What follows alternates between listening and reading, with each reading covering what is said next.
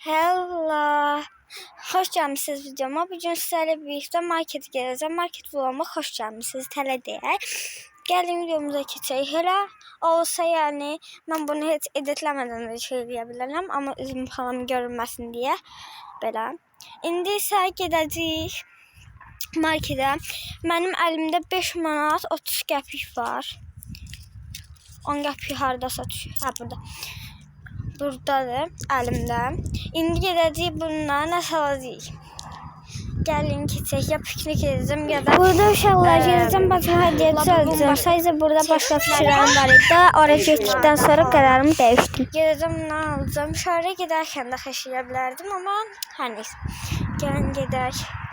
Mən marketdə sizə açacağım videoyu. Bu arada ekranım qırılmışdı ya.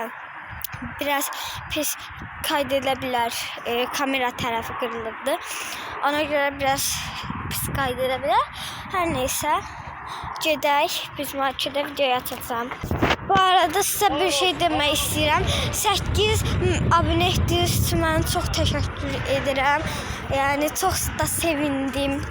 Bu arada uzun bir video vlog çəkmişəm, paylaşa bilmirəm. Nömrə falan istəyirəm, nömrəmi yazacağım. Amma hələ indi çarşı olduğum üçün, yəni hələ əlimdə işlərim olduğu üçün çox video gələ bilməyəcəm. Dərs çalışma vlogu tam şəkildə bilirəm, onu planlamışam. Hər neysə. Gəl markete gedək, orada açım mən sizə videoyu. Vloglara çox əmək verdiyim üçün kanala abunə olmağı unutmayın. Bu arada dostum gördüm, mən salladım, az qalsın yürümüşüm. Elə dur baya getdim, son dəqiqə gördüm. Hər neysə, çatdıq artıq marketə, Çavdar market mən istifadə edirəm. Bu arada reklam yoxdur, pulumla alır.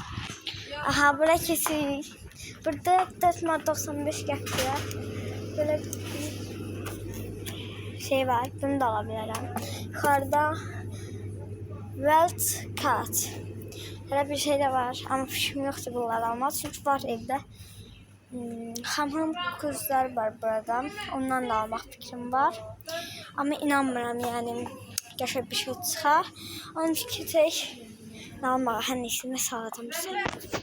Aha, hamam kursları almaq istəyirdim bir dənə qız üçün, amma elə çox da fikrim yoxdur. Bacıma bir sürpriz hazırlamaq istəyirəm, onun üçün gəlin keçək. Böyle şeydir, telefon çok seçilir bu. Bu hər neysə, böyle bir Barbie gördüm ama hər neysə. Bacıma sürpriz hazırlayacağım adısından, onun üçün bir dənə hədiyyə kutusu aldım. Hoşalar, qasa gəldim, hədiyyə yığdım bacım üçün. Başlı 5 manat, 30 qəpikdən 3 manat falan başlıyor, çünkü qəpiklər saymadım heç. Gəlin gedək, indi verək. Gedək. Belə, bir dənə də belə şey almışdım. Və bu qədər şey doldurmuşam içine. Balon falan filan. Bay bay, bir videonun sonuna gəlirik.